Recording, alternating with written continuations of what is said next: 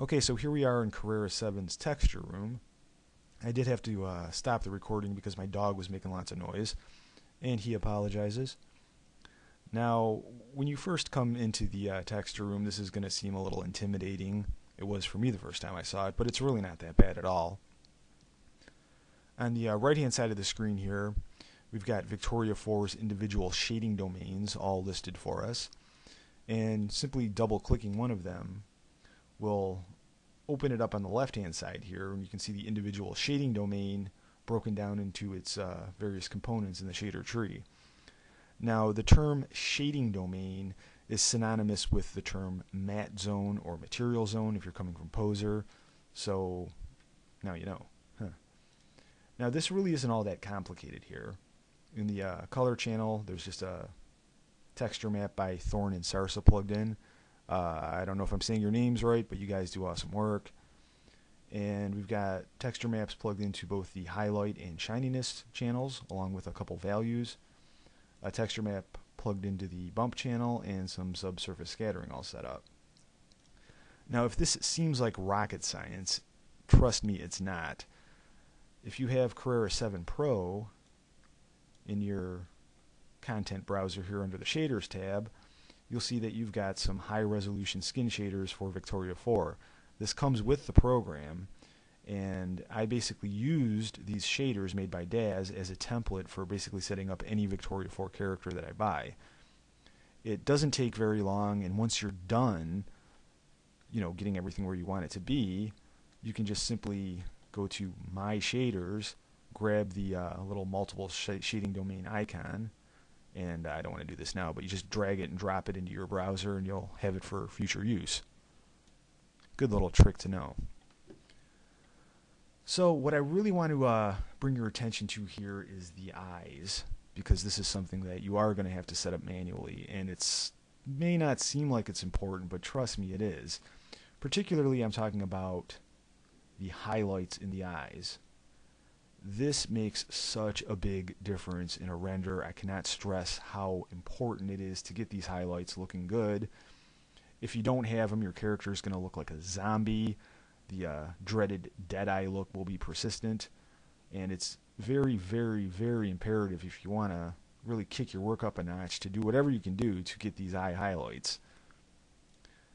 So what I did here is in the shading tree, I don't know if you can see this or not, you'll see that Victoria 4's eyes are broken up into quite a few different various pieces. You've got the sclera, which is the white part of the eye, the iris is the colored part, and then the pupil is the black part in the middle. So for the iris, I've got a texture map here, and I've got no highlights, no shininess, and just a very, very little bit of reflection, 15%. And this shader here, I basically copied over to the sclera and the pupil. The real magic happens in the eye surface. Now, this is basically the shader that ships with Carrara and can be used on any Vicky or Michael figure that you have, Generation 4 of course. And what I changed on this shader was the highlights. For the highlights, I actually have it set to being a value of 1 to 10,000, I think that says. And I've got them set to 1,000%.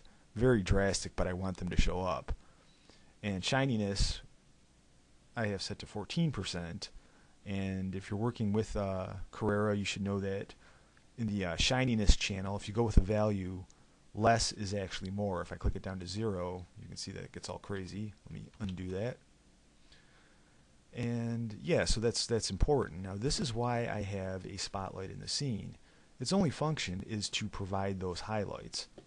So if I look at the right-hand camera here, let me just grab the spotlight so we can see what we're talking about. You can see that I got it hitting her eyes perfectly.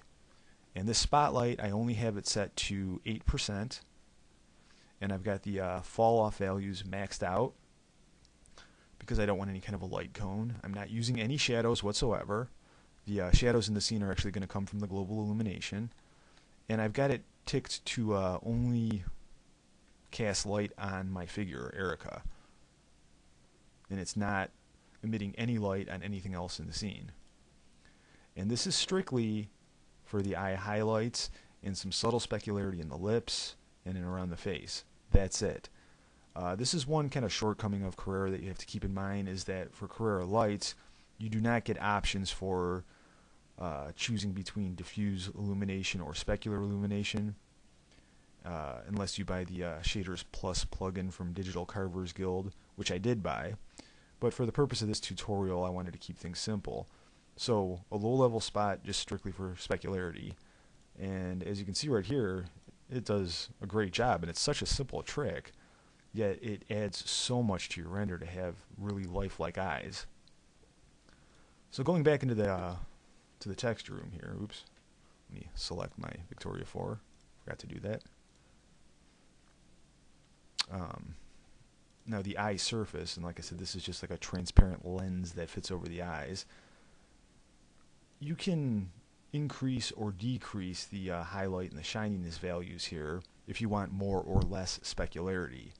If your character is supposed to be a zombie or a corpse, you're going to want to shut it off.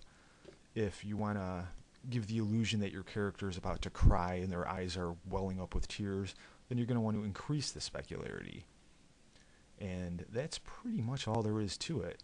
Like I said, this is a really simple lighting setup. You should keep in mind here that any scene that you do is going to require a different lighting rig.